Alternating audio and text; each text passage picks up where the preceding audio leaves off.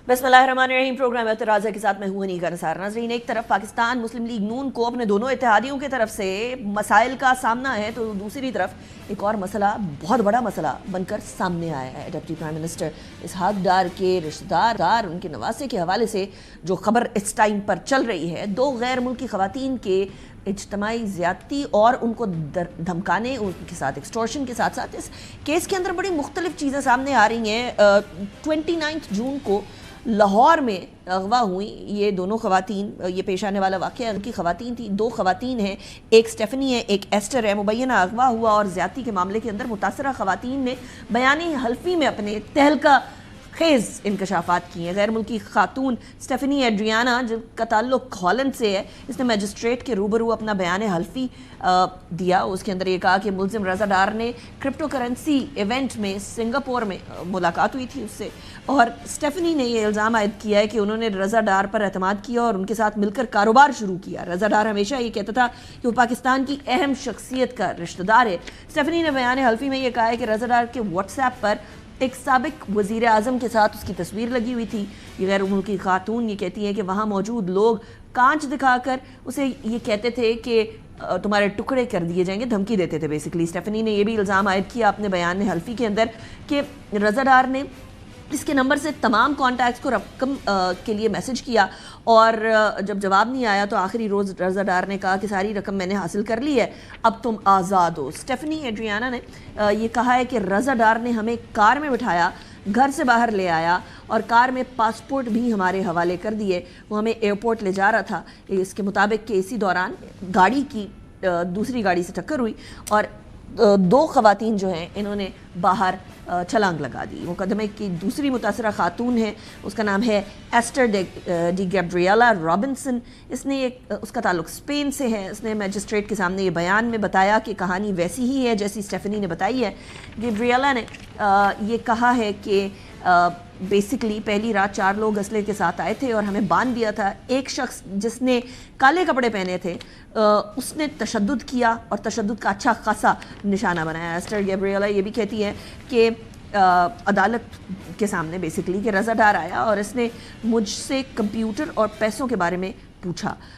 Ester Gabriela ने कहा कि इन्हें सर पर बहुत ज़ोर से पिस्टल का बट मारा गया, और गैब्रिएला ने ये बयान के मुताबिक बेसिकली ये कहा कि जिनसी तशद्दुद का निशाना भी बनाया गया। अब ये सारी सिचुएशन के अंदर बहुत सारे लूप होल्स हैं, और लूप होल्स के अंदर ये है कि पुलिस ने कहा कि जी हम लोगों ने DHA से इन ख़वातीन को बाजियाब कराया है, लेकिन अब वीडियो सामने आ गई और वीडियो के मुताबिक ये ख़वातीन जो हैं वो बेदिया के इलाके से इनको बाजियाब करवाया गया। सूरत हाल कुछ ये है कि जो फैमिली थी उसने कहा कि हमने इन ख़वातीन को चीखो पुकार करते हुए देखा और वहाँ हम लोगों ने इनको जो है वो देखा, और इनके वालिद बकौल इनके वालिद ने 15 पे पुलिस के बकौल 15 पे कॉल की, वहाँ से कॉल की कि मेरी जो बेटी है वो और उसकी साथी 2 दिन से किसी की कैद में है। सो सारी सूरत हाल बड़ी अजीब डूबियस सी है। CM पंजाब का करती हैं कि ख़वातीन और बच्चे उनके रेड लाइन है। कितने रेड लाइन है ये बात करना बड़ा इंपॉर्टेंट है। नईम अशरफ भट्ट साहब हमारे साथ मौजूद हैं, हेड ऑफ इन्वेस्टिगेशन सेल हैं RY न्यूज़ के। नईम साहब, सबसे पहले तो लूप होल्स की बात करते हैं। ये DHA से पकड़ी गई या बाजियाब हुई, और फिर वीडियो जो है वो बेदिया के इलाके की आती है। पुलिस रिपोर्ट के अंदर ये लूप होल्स होना, क्या ये नॉर्मल है? जी बिल्कुल नॉर्मल नहीं है। नॉर्मल तो हमने पीछे कुछ अर्सा पहले के इस तरह के केसेस देख लें और उनके अंजाम भी देख लें और CCD का एक्टिव होना भी देख लें, और फिर इस केस में देख लें कि अभी तक बहुत बड़ा फ़र्क है, इस तरह की चीज़ें सामने नहीं आई। पहला तो बहुत वाज़ेह है और वो है FIR जो दर्ज की गई है अब उसमें ही, और जो 164 का दोनों जो विक्टिम्स हैं उनके बयानात में बहुत फ़र्क है। पहले तो वो जगह और वो सारा, फिर पुलिस का कि जी हमने बाजियाब कराया, और वो हकीकत में जो है या उनके बयान के मुताबिक वो खुद जो हैं उन्होंने, जैसे वो पूरी कहानी है कि एक मैकेनिक की दुकान में जाकर वो गाड़ी से छलांग लगाई और फिर वहाँ जाकर उन्होंने पनाह ली, और फिर ट्रैफिक वार्डन आए, उन्होंने पुलिस को बुलाया। ये सारा जो है वो फ़र्क है FIR का और उनके बयानात का।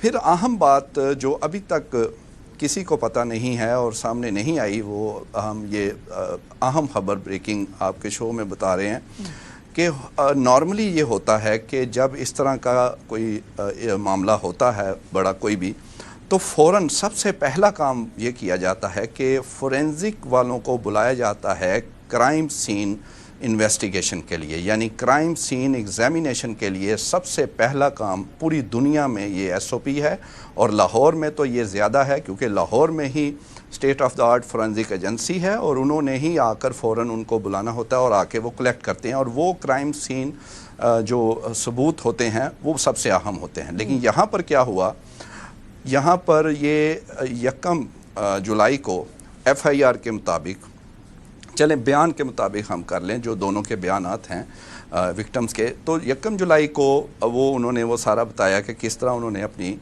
جان بچائی اور گاڑی سے وہ چھلانگ مار کے وہ سارا ہوا۔ اس کے بعد جب پولیس کے حوالے وہ ہو گئیں اور انہوں نے خود کہا کہ ہم پھر سیف محسوس کیا، پولیس کے معاملات آ گئے، تو پھر 1 جولائی کی رات کو ہی وہاں موقع پر جا کر وہ جو ہے وہ ایویڈنس کولیکٹ فورینزک والوں کو کہنا چاہیے تھا۔ چلیں ہم کہتے ہیں جی ٹائم لگ گیا، ساری رات لگ گئی، وہ لوگ پکڑے گئے، ان کا وہ کرنا تھا، پھر جگہ کا تعین کیا گیا ہوگا کیونکہ وہ لوکلز نہیں تھیں، انہیں نہیں پتہ ہوگا، وہ سارا مان لیتے ہیں۔ 2 تاریخ کو ہو جاتا، 2 تاریخ پورا دن، پھر 2 تاریخ آگے رات، پھر 3 تاریخ پورا دن، وہ بھی رات گزر گئی، 3 دن گزر گئے، 3 راتیں، چوتھے دن فورینزک والوں کو کرائم سین کا انویسٹیگیشن کا کہا گیا۔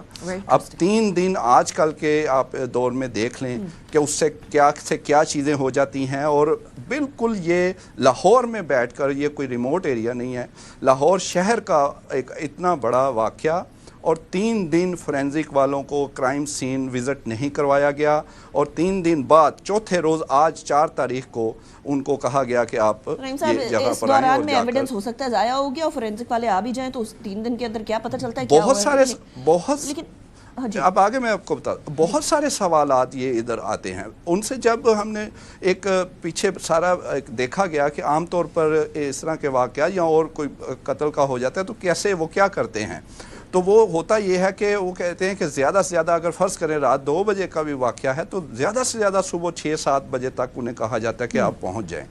یہاں تو پورا 3 دن 3 راتیں گزار کر اور پھر انہیں وزٹ کروایا گیا، اور ابھی تک جو فورینزک کے نمونے بھی انہوں نے دونوں خواتین سے وہ جو سیمپل لیے تھے وہ بھی ابھی تک ان کو موصول نہیں ہوئے، وہ سیمپل ہو چکے ہیں، فورینزک والوں نے لیے۔ اب ادھر بھی دیکھیں کہ سیمپل ان کے ہو گئے شروع میں، وہ چلی گئیں، لیکن کرائم سین کا وزٹ جو ہے وہ آج چوتھے دن جو ہے وہ کروایا گا۔ پھر ایک اور اس میں اہم بات ہے کہ آپ یہ دیکھیں جو جوڈیشل میجسٹریٹ کے گھر جو رات کو چلے گئے اسی رات، تو ادھر جانا زیادہ جلدی تھی یا کلیکٹ کرنا جا کے وہ جو جگہ تھی وہاں سے ایویڈنس، وہ نہیں ہوا۔ میجسٹریٹ کو جا کر ایک بالکل آؤٹ آف دا وے انہیں کہا گیا کہ، اور وہ پھر آپ کو پتہ ہے کہ وہ ان پہ مقدمہ ہو گیا ایس ایچ او اور اہلکاروں پر، انہوں نے جو میجسٹریٹ کے گھر رات کو گئے اور انہیں کہا کہ نہیں ابھی آپ جو ہیں ان کے بیانات کریں، اور پھر ایک اپنے کوئی افسر باس سے بات بھی کروا رہے تھے۔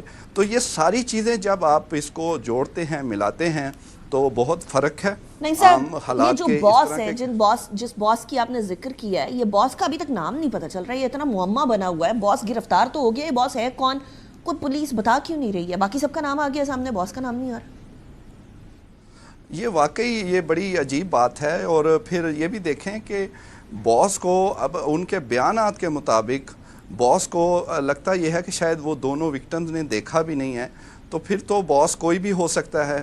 اور جو اب پتہ نہیں جس طرح کے ابھی تک چیزیں چل رہی ہیں کہ تھوڑا سا ایف آئی آر کو دیکھیں اور بیانات مختلف، پھر اس طرح کا کرائم سین میں انویسٹیگیشن جو ہے وہ 3-4 دن لیٹ کرنا، پھر سیم رات 2 بجے جوڈیشل میجسٹریٹ کو کہنا جی ابھی بیانات ضرور کریں، اور یہ ساری چیزیں اگر جوڑیں گے تو پھر تو لگتا ہے کہ باس کا بھی کوئی معاملہ جو ہے وہ تھوڑا سا کنٹروورشل ہے اور کوئی سمجھ نہیں آ رہی، ابھی تک اس کو سامنے نہیں لائے گئے۔ پھر ایک اور چیز بھی اہم ہے، اگر آپ اوورال دیکھیں فیڈرل گورنمنٹ یا پنجاب گورنمنٹ، فیڈرل کا اس لیے ذکر آئے گا کیونکہ ظاہر ہے نائب وزیر اعظم کا نام آتا ہے رضا ڈار کے ساتھ جب بھی وہ بات ہوتی ہے، تو فیصل واڈا صاحب نے اتنا بڑا وہ بیان بھی دیا۔ اس پر عام حالات میں دیکھیں تو فوراً PMLN, पंजाब हुकूमत, Active होती है। वफाकी हुकूमत, वो एक्टिव हो जाती Active है और होती वो उनको फौरन जवाबात आप देना शुरू फेडरल हो गवर्नमेंट जाते की हैं। बात कर रहे हैं मुशर्रफ भट्ट साहब, तो मैं फेडरल गवर्नमेंट से ही पता कर लेती हूँ। हमारे साथ मौजूद हैं बैरिस्टर अकील मलिक साहब, वज़ीर मुमलकत बराए कानून व इंसाफ है। बहुत शुक्रिया नईम अशरफ भट्ट साहब for joining me in the programme. Barrister साहब शुक्रिया ज्वाइन करने का, लेकिन आप कानून और इंसाफ के वज़ीर मुमलकत हैं। ये वाला केस ये कोई छोटा केस नहीं है, इसके अंदर कानून और इंसाफ के तकाजे सारे पूरे करेगी फेडरल गवर्नमेंट भी। बिस्मिल्लाहिर्रहमानिर्रहीम, बहुत बहुत शुक्रिया अनीका साहिबा। मैं थोड़ा सा बसद एहतराम किसी भी पोजीशन लेने से पहले या कोई चीज़ फर्दर डेल्व इनटू करने से पहले मैं चाहूँगा कि थोड़ी चीज़ों को मद्देनज़र रखने की ज़रूरत है और इसका मुख्तलिफ ज़ाविये हैं। एक तो बिल्कुल FIR बर वक्त दर्ज हो गई, मुल्ज़मान पकड़े गए, बाजियाब करवा लिया गया विक्टिम्स को। रेप एक बहुत सीरियस एलिगेशन है और बिल्कुल जब ऐसी सेंसिटिविटीज़ इन्वॉल्व हों तो कोशिश ये होती है और मीडिया के एथिक्स भी यही डिमांड करते हैं कि identities of the victims as well as जो उसके साथ एसोसिएटेड डिटेल्स हैं, अगर वो डिटेल्स रिवील ना करें आइडेंटिटी को तो वो बताई जा सकती हैं टू अ सर्टेन एक्सटेंट। यहाँ पे मेडिकल भी हो गया, 164 के बयान भी हो गए, मुल्ज़मान भी पकड़े गए। एक मिनट साहब, आर यू एक्सपेक्टिंग कि रज़ादार का नाम ना लिया जाए? नहीं, बिल्कुल नहीं। जो अरेस्ट हुआ है वो जो भी है, चाहे मोहम्मद इसहाक है, रज़ा खार है, या बेसिस के ऊपर तो इमरान खान साहब का भी नाम नहीं लेना चाहिए जिस केस में वो मुल्ज़िम है। नहीं, नाम तो लेना चाहिए। मैं ये रेप की बात कर रहा हूँ कि ख़वातीन का, मैं देखें ना, विक्टिम्स जो हैं जो अलेज कर रही हैं कि उनकी विक्टिम्स पे व्लॉग्स हो चुके बेतहाशा किस्म के। उसी तरह आपने देखा कि सोशल मीडिया पे उनकी तस्वीर भी, उसकी तो हम जिम्मेदारी नहीं लेते ना, लेगेसी मीडिया की जिम्मेदारी का लेवल अलग है। एब्सोल्युटली। लेकिन इन चीज़ों को देखें अब, क्योंकि मीडिया जो है वो सोशल मीडिया में भी आ चुका है, मेन स्ट्रीम मीडिया से व्लॉगिंग भी आ चुकी है and so on so fourth, तो इन चीज़ों को कम से कम मलहूज़े खातिर रखने की ज़रूरत है, इन चीज़ों को सेंसिटिविटीज़ को देखने की ज़रूरत है।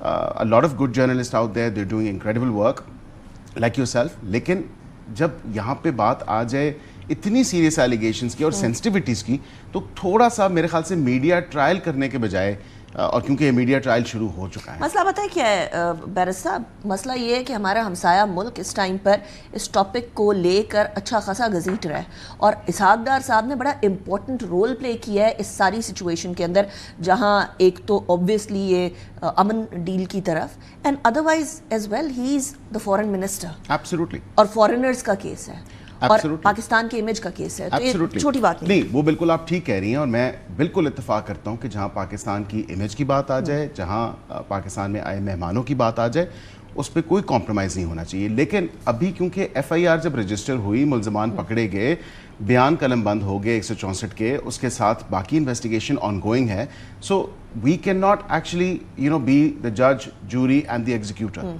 सो हम ये नहीं कर सकते कि हमने सिर्फ FIR देखी, हम कहें कि जी इन्वेस्टिगेशन अब किस स्टेज पे, हमें ये नहीं पता, हम खुद ही जो है जजमेंट पास करना शुरू करते हैं, या हम वक्त से पहले instead of a court of law actually handing out the sentence या वो सज़ा दे, हम पहले सज़ा जज़ा का जो है वो अमल शुरू कर देते हैं। और लेकिन सज़ा और जज़ा के अमल के अंदर और इन्वेस्टिगेशन के अमल के अंदर कोई अमल दखल हुकूमत का तो नहीं होगा, पंजाब हुकूमत हो या वफाकी हुकूमत हो? बिल्कुल भी नहीं। मैं समझता हूँ कि मरियम नवाज साहिबा ने जो मीडिया रिपोर्ट्स आई हैं और जो वाज़ेह तौर पे नज़र आया कि बिल्कुल इम्पार्शल गैर जानिबदार इंक्वायरी और इन्वेस्टिगेशन ऑन गोइंग है, किसी किस्म की कोई जो है उस पर पॉलिटिकल इंटरफेरेंस नहीं है और ना होनी चाहिए, क्योंकि कानून सबके लिए बराबर है। This is the expectation from her anyway. वो हमेशा उनका नस्बुल ऐन है, वो कहती हैं कि कानून सबके लिए बराबर है। ये कोई चीज़ मैटर नहीं करनी चाहिए कि किसकी क्या पोजीशन है, कोई कहाँ से ताल्लुक़ रखता है, क्या कोई MPA है, कोई MNA है, कोई वज़ीर है, कोई मशीर है।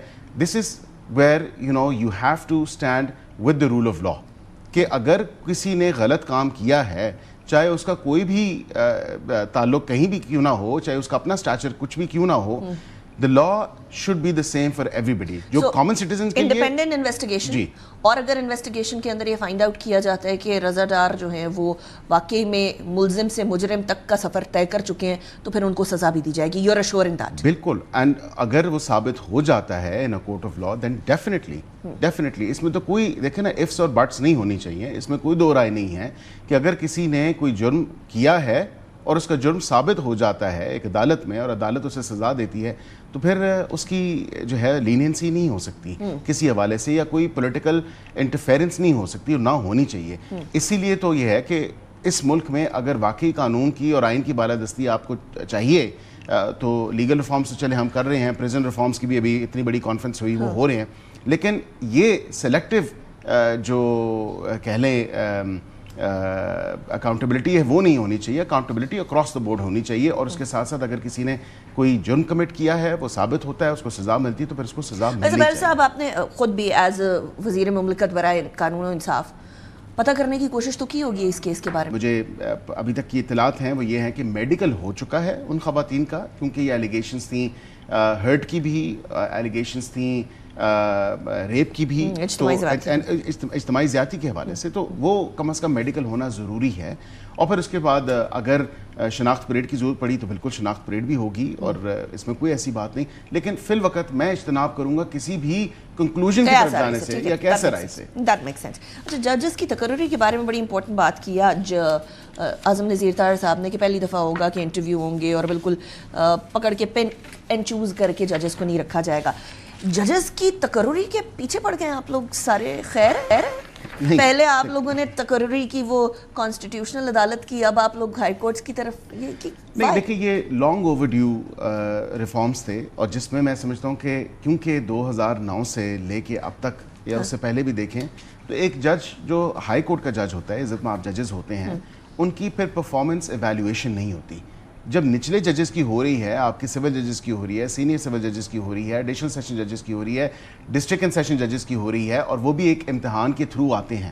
یہاں پہ تو امتحان نہیں ہے, لیکن امتحان جیسا ہی ایک انٹرویو ہے کہ ان کی کتنی ججمنٹس ہیں, ان کی کیا لیگل اسٹینڈنگ رہی ہے ان دا بار اینڈ ادروائز, کیونکہ پہلے تو سلیکٹیو چیمبر سے ہی ججز اپوائنٹ ہوتے رہے ہیں, وچ از نو برینر, آپ کو پتہ ہے, اور سیکرٹ نہیں ہے. اور اس میں اب جو ہے کم از کم ججز کی کارکردگی کو جانچنے کے لیے جو نظام ہے وہ اس کا بھی قیام کیا گیا, اور اس میں 7 رکنی کمیٹی جو انٹرویو لے گی جو نئے تعینات ہونے والے ججز ہیں, اس کے حوالے سے کمیٹی میں کون کون ہوگا؟ دیکھیں 7 رکنی کمیٹی میں میجورٹی تو جو ہیں وہ فیڈرل کانسٹیٹیوشنل کورٹ سے بھی ججز ہیں, اور سپریم کورٹ سے بھی ججز ہیں, اور ہائی کورٹ سے بھی ججز ہیں, جو متعلقہ ہائی کورٹ, مثال کے طور پہ اگر لاہور ہائی کورٹ سے ایلیویشن ہے تو وہاں کے جو چیف جسٹس ہیں وہ ہوں گی. اسی طرح اسلام آباد کی اگر ہوئی تو اسلام آباد کے چیف جسٹس. کیا گارنٹی ہے کہ حکومت جو ہے وہ اپنے جاننے پہچاننے والے یا اپنے پسندیدہ شخصیات کو اس کمیٹی کے اندر نہ ڈال دے, یا اپنی پسندیدہ شخصیات کو اس انٹرویو کے اندر پاس کرانے کی کوشش نہ کریں؟ یہاں بڑے سارے انٹرویوز ہوتے ہیں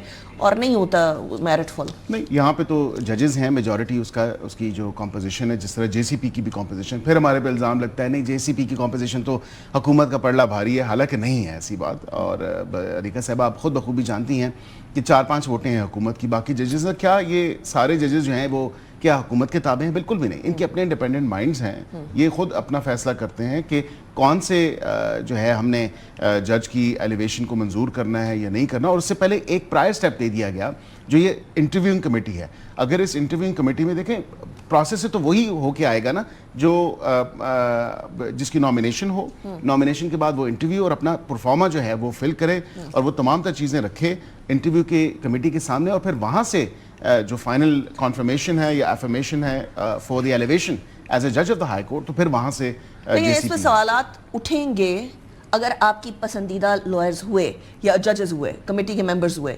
Y am I seeing that? Because اس سے پہلے بہت سارے ججز جن کو آپ لوگوں سے اختلاف تھا وہ خط لکھتے رہے, ان کے خط کسی نے سنے نہیں. خط تو انہوں نے اپنے چیف جسٹس کو لکھے, اور میرے خیال سے چیف جسٹس سے ملاقات کر کے بھی وہ اپنی تمام تر باتیں کر سکتے تھے. اگر کچھ 100 میٹر پہ یا کچھ میٹرز کے فاصلے پہ اگر آپ ہیں, اور ایک کمرہ جو ہے وہ اس سے اتنا فاصلہ نہیں کہ اپنے چیف کی عدالت کے کمرے میں آپ اتنا, اور ٹی بریک پہ بھی ملاقاتیں ہوتی ہیں, ایڈمنسٹریٹو کمیٹیز کے اندر بھی ملاقاتیں ہوتی ہیں. میں تو اس نظام کو بڑے اچھے سے سمجھتا ہوں اور جانتا ہوں. تو میں یہ گزارش ضرور کروں گا کہ بجائے اس کے کہ میڈیا آپٹکس کے لیے, اگین کیونکہ خط لکھا گیا, خط یا تو آن ریکارڈ لانا ہوتا تو وہ ایک الگ بات ہے, لیکن میڈیا کی زینت کو بنا دینا خط کو, اور پھر اس کو میڈیا پہ سے بڑی شکایت نہیں بالکل بھی نہیں, میڈیا سے بالکل شکایت لے کے آئے ہیں کبھی بھی نہیں. دیکھیں میڈیا کے بغیر ہم بھی ادھورے ہیں, سیاستدان تو میڈیا کے بغیر کچھ بھی نہیں ہوتا نا. تو بات یہ ہے کہ मीडिया ट्रायल नहीं होना चाहिए। मीडिया पे आई है और वो आपके थ्रू होके गुजरी है। आपके थ्रू का मतलब ये है कि आपकी मिनिस्ट्री के थ्रू होके गुजरी है। शज़ा फातिमा साहिबा की मिनिस्ट्री का एक जो बिल था और वो फिर पलवशा साहिबा ने, आपके अपने अफनान साहब ने, जो कि आईटी को बड़े अच्छे तरीके से समझते हैं, he has an IT background as well, उन्होंने इसको रेज़ किया कि ये क्या तरीका है कि किसी की भी प्रॉपर्टी के ऊपर कुछ भी बना दें आप। मतलब कोई भी टेली कम्युनिकेशन कंपनी आए, वो आपकी प्रॉपर्टी को बोले कि हमें ये वाली प्रॉपर्टी चाहिए, आप कुछ कह भी ना सकें।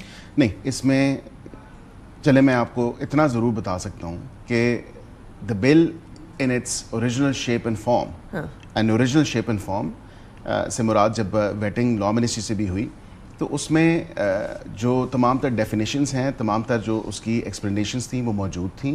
और उसके बाद जब ये ले हुआ नेशनल असम्बली में, फिर भी ये बिल्कुल ठीक था। उसकी फ़ाइन की अमाउंट या दीगर जो चीज़ें नोक भलक चेंज जो हुई, क्योंकि कितना अर्सा ये कमेटी में पड़ा रहा, नेशनल असम्बली की जो स्टैंडिंग कमेटी है, तो कहाँ चेंज? अब वहाँ पे चीज़ें हुई चेंज, क्योंकि मेंबर्स कर सकते हैं वहाँ पे चेंज। नेशनल असम्बली की स्टैंडिंग कमेटी में चीज़ें चेंज हुई, फ़ाइन की अमाउंट को वो भी इंक्रीज़ हुई। ये this is no secret. शज़ा Fatima साहिबा आज टर्की में बैठी हुई हैं, रिप्रेजेंट कर रही है पाकिस्तान को, उन्हें पता ही नहीं चला कि उनका बिल चेंज हो गया। उनकी मिनिस्ट्री डेफिनेटली आईटी की मिनिस्ट्री के ऑफिशियल्स वहाँ पे मौजूद थे। और वहाँ पे वोटिंग होती है कमेटीज़ के अंदर, थ्रेड बेस्ड डिस्कशन होती है। जब थ्रेड बेस्ड डिस्कशन हुई और वोटिंग हुई तो जाहिर बात है कि ये आप स्टॉप नहीं कर सकते, क्योंकि ये गवर्नमेंट बैक्ड बिल है।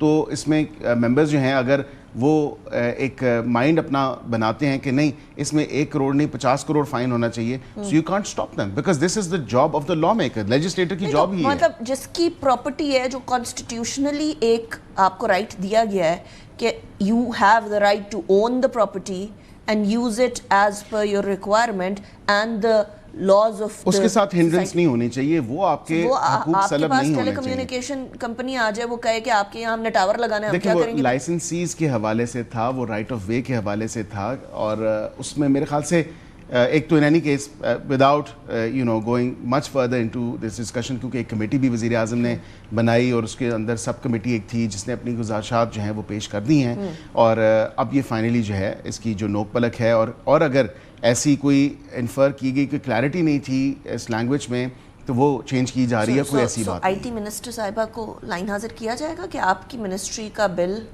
कैसे, किसने लोक पलक चेंज कर दी और कैसे दूसरी सेनेट तक पहुंच गया? नहीं, वो कैसे उनको पता है, उनको बिल्कुल पता है। और उसमें देखें उस मेंबर्स कमेटी के अंदर वो एक लेजिस्लेटिव प्रोसेस है ना, नहीं वो डाले नहीं गए, वो मेंबर्स हैं, ओरिजिनली मेंबर्स जो होते हैं आईटी कमेटी के, स्टैंडिंग कमेटी के। जिस तरह आपने नाम लिया अफनान साहब का, आपने अनुषा साहब का कहा, या पलवशा साहिबा का कहा, शी इज़ द चेयरपर्सन। इसी तरह नेशनल असम्बली की स्टैंडिंग कमेटी भी है, उसमें भी चेयरपर्सन है, उसमें भी मेंबर्स हैं मुख्तलिफ जमातों से। उस कमेटी की बात कर रही हूं जो वज़ीर आज़म साहब ने बनाई है। नहीं, उस कमेटी में जो है जाहिर बात है लॉ मिनिस्टर्स को हेड कर रहे थे, फिर उसमें एक सब कमेटी बनी और उसमें जो गुजारिशात हैं, अब I am not at liberty to disclose those changes हैं उसमें। बिल्कुल कॉन्स्टिट्यूशनल राइट प्रोटेक्टेड है। नहीं, बिल्कुल उसमें तो देखें ना, कोई किसी किस्म का कॉम्प्रोमाइज नहीं है कि लोगों का राइट टू प्रॉपर्टी आके कल आपको मुझे तो नहीं बोल किसी का राइट टू प्रॉपर्टी है, वो बिल्कुल इंश्राइंड है ना कॉन्स्टिट्यूशन। और जो फंडामेंटल राइट्स हैं, कॉन्स्टिट्यूशनल राइट्स हैं और प्रॉपर्टी राइट्स हैं लोगों के, उनको इंटैक्ट रखा जाएगा। ओके, चलिए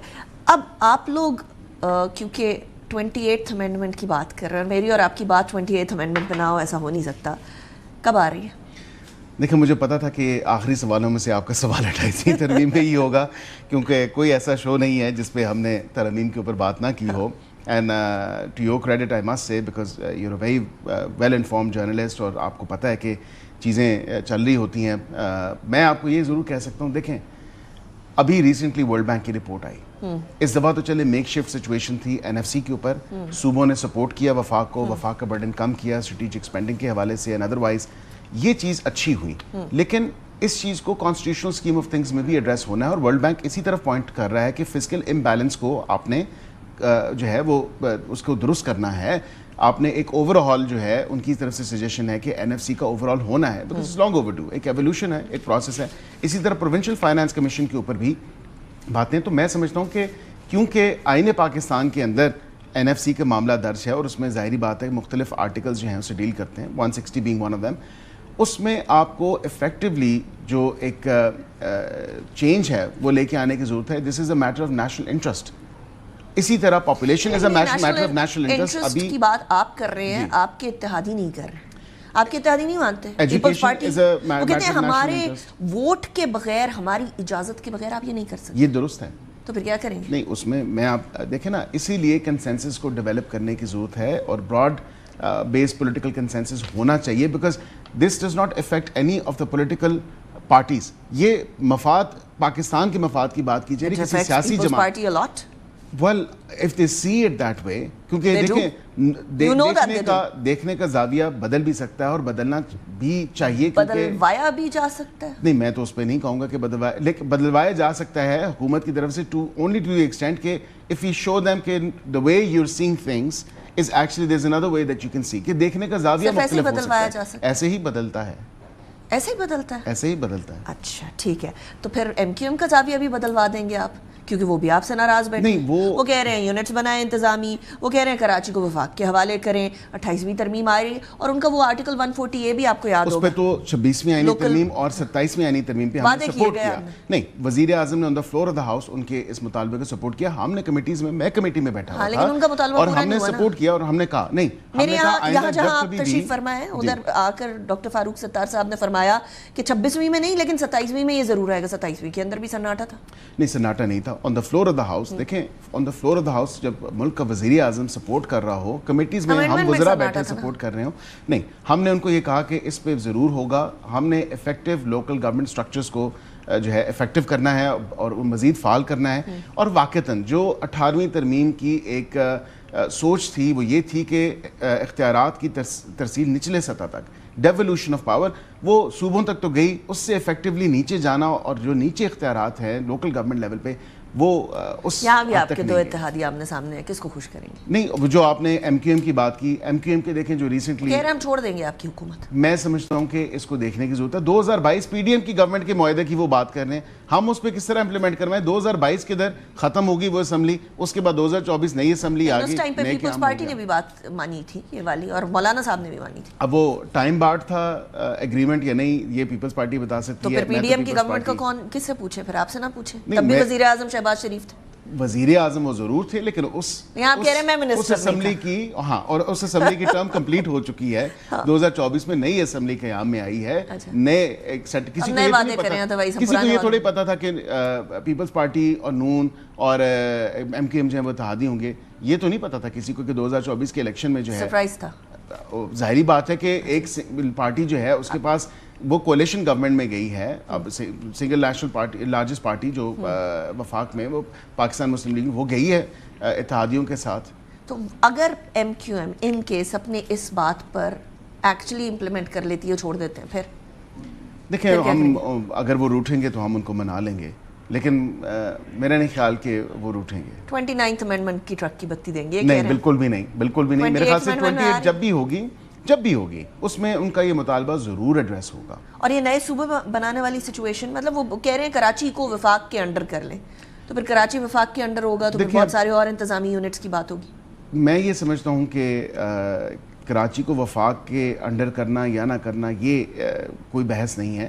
اصل معاملہ یہ ہے کہ آپ نے افیکٹو گورننس کو کس طرح انشور کرنا ہے, سروس ڈیلیوری کو بہتر کو کس طرح انشور کرنا ہے, اور بہتر مینجمنٹ کو کس طرح انشور کرنا ہے. چاہے وہ فیڈریٹنگ یونٹس ہوں, اس کے علاوہ چھوٹے صوبے ہوں, یہ ایک کانورسیشن اور پولیٹیکل پارٹیز کو اون اپ کرنی پڑے, ان کو سٹارٹ کرنی پڑے. رائٹ, بیرسٹر عقیل ملک صاحب, thank you very much for joining me in the program. ہمارے ساتھ اس وقت موجود ہیں ڈاکٹر فاروق ستار صاحب, ایم کیو ایم کے سینئر رہنما ہیں. Thank you very much doctor صاحب for joining me in the programme. It's a pleasure having you. Doctor صاحب, ابھی تھوڑی دیر پہلے بیرسٹر عقیل فرما رہے تھے کہ آپ لوگ ناراض ہوئے ہیں, ہم منا لیں گے, آپ لوگوں کے جو مطالبات ہیں ہم پورے کر لیں گے. کراچی کو اگر ایڈمنسٹریٹو یونٹ نہیں بھی بنا سکے تو at least grass root level تک باقاعدہ جمہوریت پہنچا دیں گے. کیا اس چیز پہ پاکستان ایم کیو ایم تیار ہوگی, یا پھر وہ ایڈمنسٹریٹو یونٹس والا اب معاملہ اس سے ادھر ادھر نہیں ہوں گے؟ نہیں, میرے خیال میں دیکھیں بہت سارے آپشنس ہیں نا. اب لوگ بھی تنگ آمد بھجنگ آمد میں سمجھتا ہوں کہ بہت زیادہ ایلینیٹ ہو گئے. اگر کسی ملک, قوم اور معاشرے اور شہر میں رہنے والے لوگ اپنے ہی ملک, معاشرے اور شہر اور وہاں کی بود و باش سے بیگانے ہو جائیں, ایلینیٹ ہو جائیں, عدم تحفظ کا شکار ہو جائیں, احساس محرومی کا شکار ہو جائیں, اور ان کے لیے پھر وہ یہ دیکھیں کہ جو کچھ بھی آئین اور قانون ہے اس کا اطلاق اور اس کے اور پھر جمہوریت کے بھی ثمرات صرف ایک خاص طبقے تک پہنچ رہے ہیں، باقی عوام الناس تو مطلب ہے کہ بالکل غلاموں کی طرح ٹریٹ کیے جاتے ہیں۔ کراچی کو بھی کالونی بنایا جا رہا ہے۔ 18 سالوں کی جو بدترین اور کرپٹ ترین حکمرانی ہے اس کا شاخسانہ لوگوں کے سامنے ہے کہ یہ شہر کراچی دنیا کا چوتھا ناقابل رہائش شہر بن گیا ہے۔ اب اس میں صرف کراچی کا مسئلہ نہیں، یہ جو 140A کی بات کی، اگر بیرسٹر پرویز عقیل یہ کہہ رہے ہیں کہ نیچے تک پہنچا دیں گے تو میرے خیال میں یہ ایک اچھی بات ہے، اس کا میں خیر مقدم کروں گا۔ اور ہماری آئینی ترمیم ہے ہی اسی مقصد کے لیے کہ پاکستان کے 137 شہر اور 144 ضلعوں کو خود مختاری ملے، یہاں بلدیاتی ادارے بہت مضبوط اور مستحکم ہوں، اور یہ جو ہمارے اضلاع اور شہر ہیں یہ با اختیار ہوں، مؤثر ہوں، خود مختار ہوں، باوسیلہ ہوں، یہ صوبوں کے رحم و کرم پر نہ ہو، اور مرکز سے بھی براہ راست NFC کے ذریعے انہیں ان کے وسائل مل رہے ہوں، اسی فارمولے کی بنیاد پہ جس بنیاد پر مرکز سے ان کو ملتے وہی ہماری آئینی ترمیم ہے، اور وہی جسٹس گلزار احمد شیخ نے غالباً جنوری 2023 میں یہ فیصلہ ہمارے حق میں دیا تھا جب ہماری پٹیشن تھی آرٹیکل 140 کی انٹرپریٹیشن کی، مگر اس کی بھی سنگین جو ہے نفی اور خلاف ورزی کی۔ میرے اپنے پروگرام میں آپ نے ادھر تشریف فرما ہو کر اسلام آباد کے اندر یہ فرمایا تھا کہ آپ سے 26ویں آئینی ترمیم میں یہ وعدہ کیا گیا، اور 26ویں آئینی ترمیم میں نہیں آیا تو پھر آپ سے کہا گیا 27ویں آئینی ترمیم میں آئے گا، 27ویں آئینی ترمیم میں بھی نہیں آ سکا تو اب 28ویں آئینی ترمیم کی بات ہو رہی ہے کہ آرٹیکل 140A کو ایڈ کرنا ضروری ہے۔ اگر ایسا ہوتا ہے کہ 28ویں میں بھی نہیں آتا ڈاکٹر صاحب پھر کیا؟ اور یہ رکاوٹ کیا بنی؟ 26ویں میں بھی نہیں آیا، 27ویں میں بھی نہیں آیا، اور 28ویں کے اندر بھی اب سچویشن ایمبیگوس ہے۔ دیکھیں یہ کلیم اللہ سلیم اللہ جو یہ ایک دوسرے پہ الزام لگاتی ہیں، صوبائی حکومت ہمارے وڈیروں جاگیرداروں اور پاکستان کی پیپلز پارٹی کے جو کرتا دھرتا ہے، اور پھر مرکز سے جو PMLN کے جو تمام چوٹی کے جو رہنما ہیں وہ پھر ساری بال واپس پیپلز پارٹی کی کورٹ میں، صوبے کی کورٹ میں ڈال دیتے ہیں، تو میرے خیال میں اب یہ نہیں چلے گا۔ دیکھیں اصل میں تو جب یہ 2023-30 مارچ کو معاہدہ ہوا تھا پاکستان پیپلز پارٹی سے، جس میں بلاول بھٹو زرداری صاحب کے دستخط ہیں اور MQM کے کنوینر خالد مقبول صدیقی صاحب کے، تو اس کے ضامن، اس کے گواہ اور اس معاہدے پر عمل درآمد کی ساری ایشورنس یقین دہانی جو ہے وہ شہباز شریف صاحب نے، مولانا فضل الرحمان نے، جناب اختر مینگل نے اور خالد مقصی صاحب نے دی تھی، جو اس وقت ایک PDM-1 کی ویری انٹرسٹنگلی میں نے ابھی ڈاکٹر حکیم ملک صاحب سے یہی سوال پوچھا ہے، اور وہ کہتے ہیں کہ وہ پچھلی حکومت تھی، وہ پچھلی ضمانت تھی، اب نئی حکومت ہے، اب وہ نئی حکومت کے وعدے جو ہیں وہ الگ ہیں، پچھلی حکومت کے وعدے الگ ہیں۔ میں ویری انٹرسٹنگلی میں نے یہ سوال ان سے پوچھا ہے۔ نہیں دیکھیں میرے خیال میں ہم حکومت میں شامل ہوئے، بلکہ ہم تو الیکشن سے پہلے چلے گئے تھے یہ کہہ کر PMLN سے کہ اگر آپ اپوزیشن میں تو بھی ہم آپ کے ساتھ ہیں، اور اگر آپ حکومت بنائیں گے تو بھی اگر آپ ہمیں لینا چاہیں گے تو ہم ساتھ ہیں۔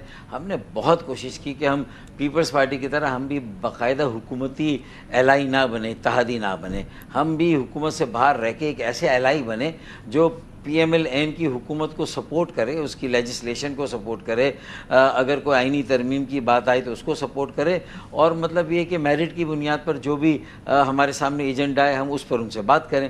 لیکن ان کی ضد تھی، ان کا اصرار تھا کہ نہیں آپ تو الیکشن سے پہلے سے ہمارے ساتھ ہیں، 140 سے تو ہر حال میں ہونا ہے، اور پھر انہوں نے تو میمورنڈم آف انڈرسٹینڈنگ دیکھیں 140 یعنی جو PDM-1 میں تو صرف پیپلز پارٹی اور بلاول بھٹو زرداری نے 140A پہ جو ہے آمادگی ظاہر کی تھی، اور یہ تو MOU تو سائن کیا PMLN نے باقاعدہ کہ ہم آپ کے ساتھ مل کر ایک جو ہے کنسنسس بلڈ کریں گے، ایک اتفاق رائے قائم کریں گے۔ اور ابھی جو بجٹ سازی کے دوران بھی ہمارے 3-4 مطالبات تھے، 140A کا تھا، دوسرا جو تھا گورنرشپ کی ہر حال میں واپسی، اور تیسرا جو تھا وہ مسنگ پرسن کی بازیابی، اور چوتھا کہ 7 ارب روپے سے کام نہیں چلے گا، 7,000 ارب روپے دینے والا شہر جو ہے اسے 70 ارب روپے تو دیے جائیں۔ تو یہ مطالبات ہیں، اور ان پر کم و بیش انہوں نے کہا تھا کہ ٹھیک ہے ری اپروپریشن کے ذریعے سے، پھر مسنگ پرسن کے بھی 3 نام ہم نے دیے تو ان کو جو ہے وہ ایکسیس دی جائے ساری معلومات، ویئر اباؤٹس، ویل بینگ، ان ہمارے جو گمشدہ ساتھی ہیں، یہ ساری باتوں سے اب ہم کہتے ہیں کہ اس کو اسپیڈ اپ کریں۔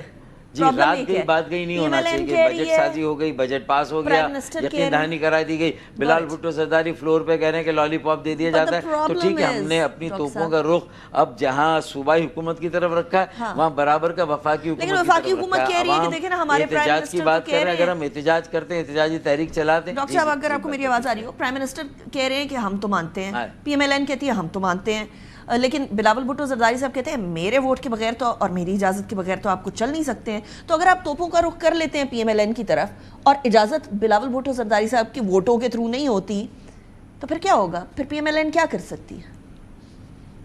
دیکھیں پی ایم ایل این کی یہی تو اب سیاست کی آزمائش اور امتحان ہے نا.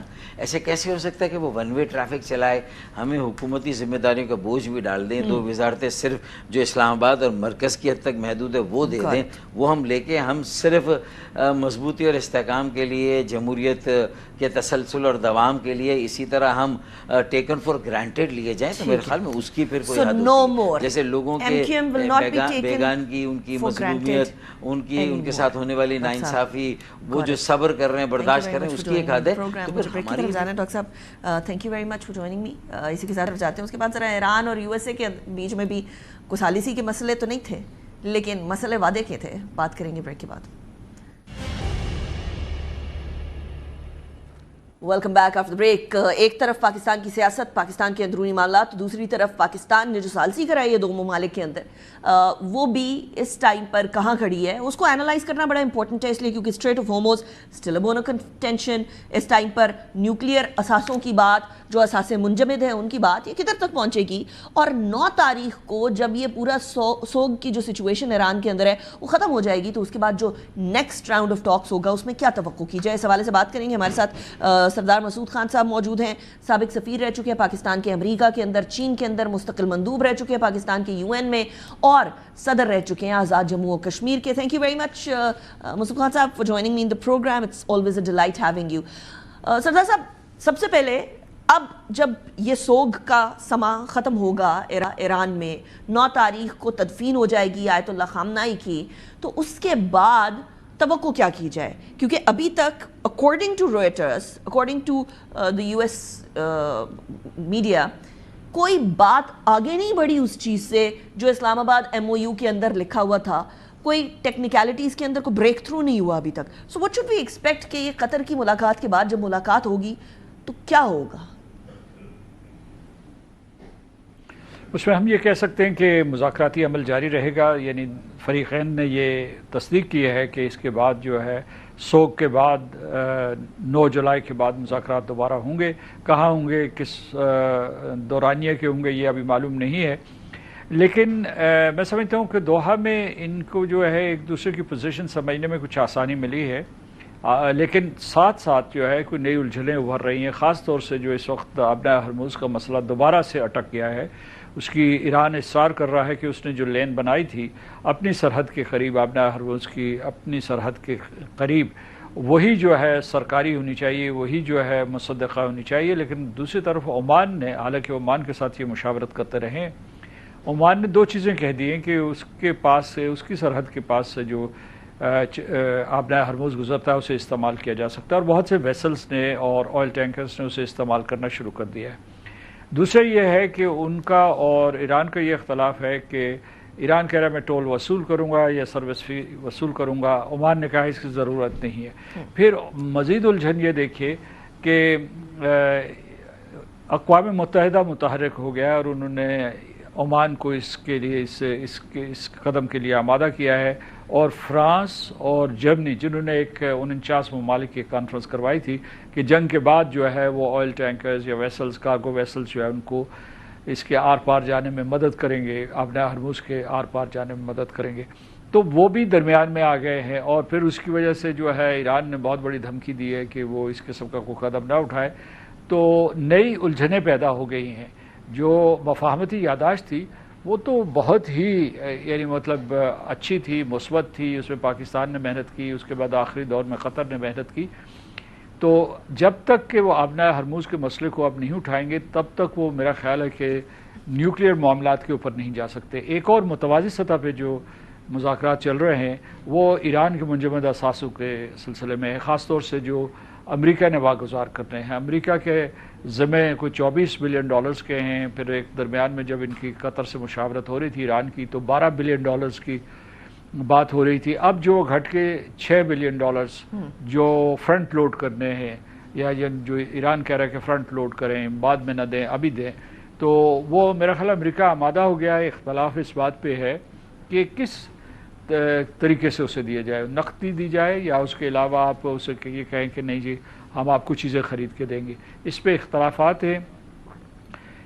جہاں تک اس کے بعد مذاکرات اگر جوہری معاملات پہ ہوتے ہیں تو یہ ایک دوسرے کی پوزیشن سمجھتے ہیں. یعنی مطلب یہ ہے کہ اس میں جو بے شک آپ ان کو تکنیکی اور قانونی امور کہہ دیں اور اس میں صرف جو ہے 2-3 چیزیں کرنی ہوں گی کہ ایک جو ہے انہوں نے ایک یعنی اگر ایران مان گیا سارے کا سارا معاہدہ ہو گیا تو ایک ویریفیکیشن میکینزم بنانا ہوگا, اور پھر یہ ہے کہ اس میں آپ نے طے کرنا ہوگا کہ جو ایران کے اوپر معاشی پابندیاں لگی ہیں وہ یکلخت ختم کرنی ہیں یا بتدریج کرنی ہیں, یا جو ان کے منجمد اثاثے ہیں دنیا بھر میں 100 بلین کے قریب وہ یکلخت آپ نے جو ہے ان کو واگزار کرنا ہے یا پھر جو ہے آہستہ آہستہ کرنا ہے. رائٹ.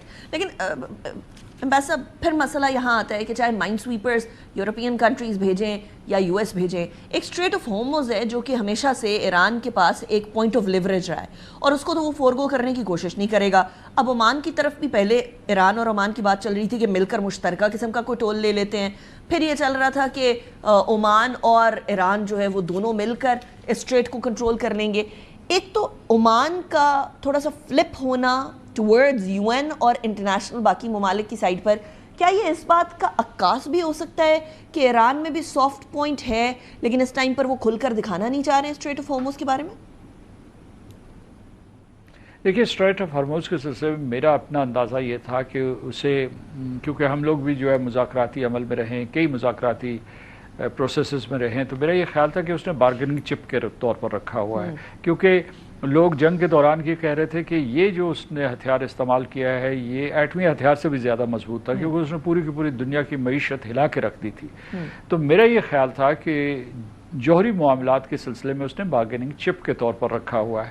لیکن ابھی جو یہ ڈیولپمنٹس ہوئی ہیں اس کی وجہ سے اس کے اس چپ کو سبوتاش کیا جا رہا تھا. یعنی مطلب یہ ہے کہ وہ پھر اسے اگر فرض کیجئے کہ وہ اس کے اوپر نہ اڑے ابھی اور جو ہے کوئی نئی صورتحال نکل آئے جو عمان کے ساتھ کا عمان کے ساحل کے ساتھ کا راستہ ہے وہ لین جو ہے وہ اس سے زیادہ ٹریفک گزرنا شروع ہو جائے تو پھر ایران کی وہ جو جس قسم کی اس نے ویپنائزیشن کی تھی اسٹریٹ آف ہارموز کی وہ ختم ہو جاتی ہے.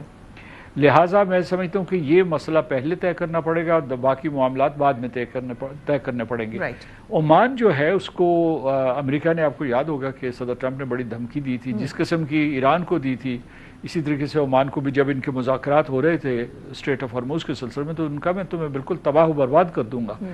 دوسرا یہ ہے کہ ابھی اور بہت سی ڈیولپمنٹس ہو رہی ہیں کیونکہ جو ہے آہستہ آہستہ امریکی افواج کا انخلا ہو رہا ہے اس علاقے سے اور پھر جو ہے وہ اپنی بیسز میں بھی جو ہے کوئی ودرالز کر رہے ہیں. وہ قطر میں ان کا ہوائی اڈہ ہو یا 5th فلیٹ ان بحرین ہو تو بہت سی چیزیں چل رہی ہیں. یہ ساری چیزیں آپ الگ رکھتے ہیں.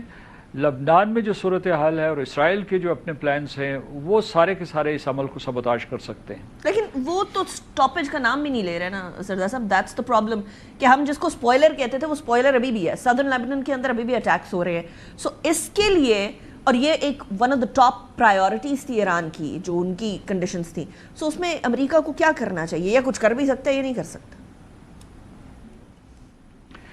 یہ بڑا الجھا ہوا معاملہ ہے. میں سمجھتا ہوں کہ جو اس وقت پورے کا پورا اسرائیل امریکہ سے ناراض ہے خاص طور سے ان کی حکومت اور اپوزیشن اور اس کے بعد وزیر اعظم نتن یاہو کو بھی انہوں نے نشانہ بنایا ہوا ہے. وہ سمجھتے ہیں کہ کمزور وزیر اعظم ثابت ہوا کسی قسم کا کوئی اہداف حاصل نہیں کر سکا اور اسرائیل نے اس کے پاس جو ہتھیار ہے اسے استعمال کیا. انہوں نے جو امریکہ میں ان کی بہت ہی ایکسٹینسو لابی ہے اس کو انہوں نے متحرک کر دیا ہے. وہ کہتے ہیں کہ لبنان کے سلسلے میں کوئی کسی قسم کی جنگ بندی نہیں ہونی چاہیے, وہاں سے اسرائیلی افواج کا انخلا نہیں ہونا چاہیے.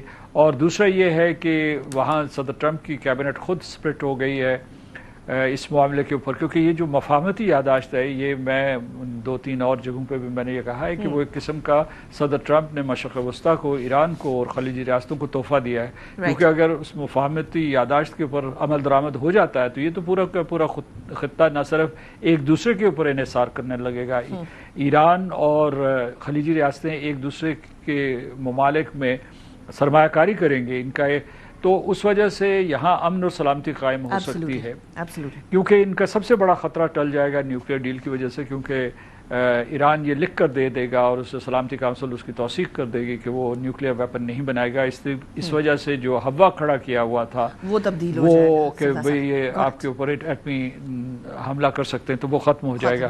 तो मैं समझता हूँ कि इस वक्त सबसे ज़्यादा ख़तरे में जो शख्सियत है वो खुद सदर ट्रंप है, एक तरफ इसराइल उनसे उनके अब इन पर वो मिड टर्म इलेक्शंस भी होने। थैंक यू वेरी मच सरदार साहब for joining me in the programme. सरदार मसूद खान साहब हमारे साथ मौजूद थे।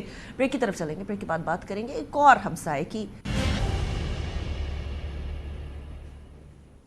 Welcome back after break. Pakistan एक ऐसा मुल्क जो कि आलमी अमन का जामिन बना। यूएसए और ईरान जो 47 साल से इकट्ठे नहीं बैठे थे, उनको मिलकर बिठा दिया, आपस में बात करा दी, मुल्क के, खित्ते के, पूरी दुनिया के अमन का जामिन बनकर आया, इंटरलॉक्यूटर बना, मीडिएटर बना। एक ऐसा मुल्क जिसको सारी दुनिया शुक्रिया पाकिस्तान कह रही है या पाकिस्तान को क्रेडिट दे रही है इस ग्लोबल पीस का। एक तरफ ये, दूसरी तरफ ज़रा द गार्डियन की खबर की तरफ ध्यान देते हैं। नरेंद्र मोदी एक ऐसी शख्सियत जो छोटे छोटे ममालिक के अंदर जाकर इस टाइम पर अवार्ड्स इकट्ठे कर रहे हैं। शायद इकट्ठे करने का शौक है, किसी पाकिस्तान के स्कूल के अंदर कोई तमगा भी देने लगे तो शायद वो उधर भी पहुंच जाए। द गार्डियन ये कहता है कि मोदी को मिलने वाले जितने भी अवार्ड्स हैं उनके दौरों से कबल तख्लीक किए गए हैं। बरतानवी अखबार द गार्डियन की रिपोर्ट में ये इंकशाफ हुआ है कि भारतीय वज़ीर आज़म नरेंद्र मोदी को मिलने वाले मुतअद्दिद गैर मुल्की एजाज़ात पर सवाल उठाते हुए उन्होंने कहा है कि बाज़ एजाज़ान इनके दौरों से चंद रोज़ कबल ही मुतारिफ करवाए गए हैं और मोदी इनके पहले या ओनली रेसिपिएंट यानी वसूल कुनंदा है। रिपोर्ट के मुताबिक जो सेशल्स एक कंट्री है, मुख्तलिफ आइलैंड्स पे मुनहसर है, इंडियन ओशन के अंदर मौजूद है, उसकी तरफ से एक इनको अवार्ड दिया गया नरेंद्र मोदी को। इसको कहा गया guardian of the blue horizon, इस अवार्ड का नाम रखा गया। मोदी के आमद से सिर्फ और सिर्फ 3 दिन पहले मुतारिफ करवाया गया, उन्हीं के लिए बना गया होगा। मज़े की बात यह कि जो सर्टिफिकेट उनको दिया गया उस सर्टिफिकेट के अंदर रिपब्लिक के स्पेलिंग भी गलत थे और अपने मुल्क सेशल्स के स्पेलिंग भी गलत थे। सेशल्स को सेशील्स करके लिखा हुआ था। ये अल्फाज गलत होने की वजह से ये एक्सपेक्ट किया जा रहा है या ये खदशा है कि ये बेसिकली AI जनरेटेड एक सर्टिफिकेट था। द गार्डियन ने ये इंकशाफ भी किया है कि इजरायली पार्लियामेंट का एक मेडल ऑफ कनेसेट दिया गया था मोदी को उनके दौरे पर, वो भी उनके आने से चंद रोज़ कबल तख्लीक किया गया था और अभी तक वो उसके वाहिद वसूल कुनंदा है। इसी तरीके से 2019 के अंदर एक अवार्ड दिया गया था, फिलिप कॉटलर प्रेसिडेंशियल अवार्ड। अब ये बोला गया था कि इसको हर साल किसी आलमी लीडर को दिया जाएगा, लेकिन 2019 के अंदर मोदी पहले वो लीडर थे जिनको ये दिया गया और उसके बाद से कोई शख्सियत ऐसी नहीं है जिनको ये एजाज़ दिया गया हो। सो इस बार फिर ऐसा लगा कि सिर्फ उन्हीं के लिए बनाया गया। रिपोर्ट में Israel, Philip Kotler, Ethiopia, Trinidad and Tobago के एजाज़ात का भी हवाला देते हुए ये कहा गया है कि मोदी कई ऐसे एजाज़ात के पहले या वाहिद एजाज़ कुनंदा हैं और शायद तवक्को की जा सकती है कि रहेंगे भी, because they were made for him. भारतीय अपोजिशन कांग्रेस ने इनकी एजाज़ात को सियासी तशहीर करार दिया है। कांग्रेस रहनुमा है सुप्रिया श्रीनाते, इनका ये कहना है कि मोदी को कोई भी अवार्ड दे वो दौड़े चले आएंगे। इसीलिए मैं शुरू में कह रही थी शायद यहाँ का कोई स्कूल या कॉलेज भी कोई अवार्ड देगा तो तब भी शायद मोदी चले आएंगे। अब इसके ऊपर इंटरेस्टिंग एक जो रिएक्शन आया है वो आया है ख्वाजा आसिफ साहब का। ख्वाजा आसिफ साहब का ट्वीट मैं आपको दिखाती हूँ। उसके अंदर वो कहते हैं, this has to be the most embarrassing story ever, awards created days before arrival and certificates printed through use of cheap AI models, obvious spelling mistakes, and then Narendra Modi becoming the first and only recipient. This engineered recognition is either the worst kind of cheap popularity or the most malicious gratification. Modi is putting Indian nation to shame. He's a national embarrassment. और वाकई में अब इस time पर जो India है वो भी कह रहा है और इंडिया के अंदर बहुत सारे लोग कह रहे हैं कि मोदी जो वो विश्व गुरु और इंडिया को पता नहीं क्या बना देने वाला, वो करप्शन भी सामने आ रही है। वो राम मंदिर जो कि बाबरी मस्जिद को शहीद करने के बाद बनाया था, और हर जगह जाकर सर्टिफिकेट और अवार्ड्स लेने की कोशिश भी की है। ये भी याद रखिए कि जिस टाइम पर पाकिस्तान सालिसी का किरदार अदा कर रहा था, नरेंद्र मोदी को कोई मुल्क भुला भी नहीं रहा था, और नरेंद्र मोदी छोटे छोटे ममालिक का दौरा करने की कोशिश करके ये जाहिर करना चाह रहे थे कि वो इंटरनेशनली अभी भी रेलेवेंट है। हैशटैग आइसोलेट पाकिस्तान चलाने वाले इस टाइम पे हैशटैग आइसोलेट इंडिया का शिकार हो चुके हैं। अनीका निसार को इजाजत दीजिए, अपना बहुत ख्याल रखिएगा। Take good care of yourself. C you tomorrow इंशाल्लाह। अल्लाह हाफिज।